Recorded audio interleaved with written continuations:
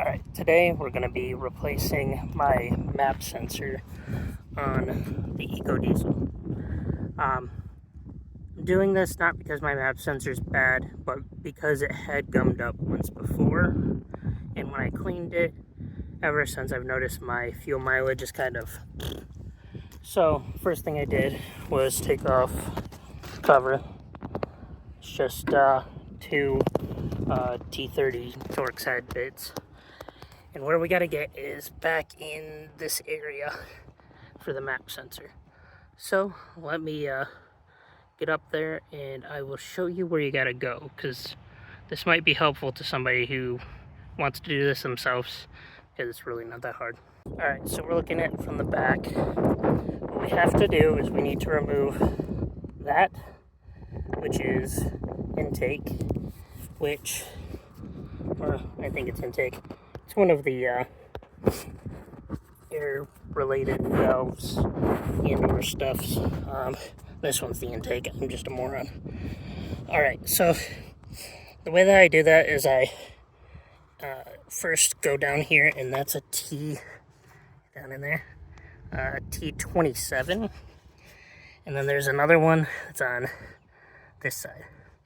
You want to do both of those. There's this wire harness here will be kind of in the way. It's a T10 there, or not T10, 10 millimeter. And then another one that's right here. If you take those off, you can move this up out of the way, which makes getting to that one a lot easier.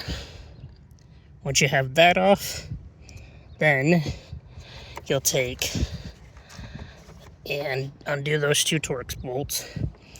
And then this piece here just comes off by, I believe it's squeezing it, but I'm going to have to remember. Either that, or you can take it off by this clamp here. I think I normally do it up by the clamp here. And then that'll get this up out of the way. Because what we're looking for is, and this is going to be weird, you're looking for this piece here. That's your map sensor. I believe that's a T27. I will verify that once I get down in there. I'm not going to show all the steps to getting to it, because one, it's windy, and two, this is a very awkward place for me to be filming and doing this. So let me go ahead and get this piece off of here, and I'll show you what it looks like. Alright, to do this easier, we're actually going to remove the standoff that's for the cover, and this is a 14 millimeter. Just unscrew this, and I've taken out the two back here. For reference, make sure you either have a magnet ready or someone with very small fingers, because if you drop it, good luck. I did only remove the wire harness piece over here. I did not need to remove that one. Also, I was having problems with that one because it's too tight and I can't get it loose. So that's future me's problem. I took a rag because you want to make sure nothing is going into that. If you have a cap, put a cap in it. It's a good idea to clean this out if you got a chance. But now we can reach that there Torx bit to be able to take the map sensor off. So first you'll go ahead and press in the button there after you pull the red clip back slightly, which let's see if I can do without falling off the Jeep. Probably not. So if all of a sudden there's a big kerplump, then I'll be back shortly. Alright, there we go. So it's this. Push it back. That. And then you should be able to depress the button and pull it out. I'm going to, however, take the Torx bit out first, which looks to be potentially a 40. So, get the 40. Let's see. Side by side comparison. Brand new, clean, never used, compared to what I just took out.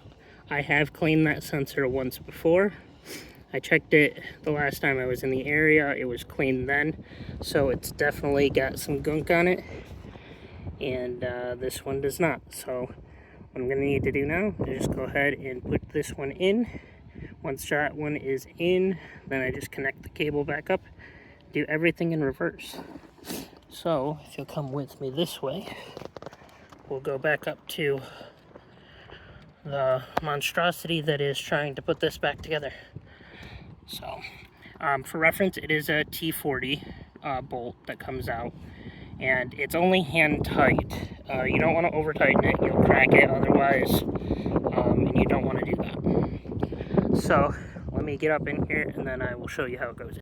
Alright, so the way that this works is it goes in to the hole there, and you kind of have to, in a way, wedge it in. If you kept the harness on, this case I didn't, so it just kind of squishes in there and then it's in. From there, take your harness here, you just kind of have to plug it back in to hear that click, then push the red tab to lock it back in. Now you take this T40 bolt and it goes back in this hole here, and I try to thread it in as much as I can by fingers first, and then I'll do finger tight with the actual tool, and then from there everything goes in reverse. Now the two that hold that pipe here onto that spot there, if you have a magnetic bit or an extendo bit for some reason, I've attempted to buy one, it will save you, because if they fall down between there, it is a pain to get them out, but it is possible. Alright, so let me get that all tightened back up.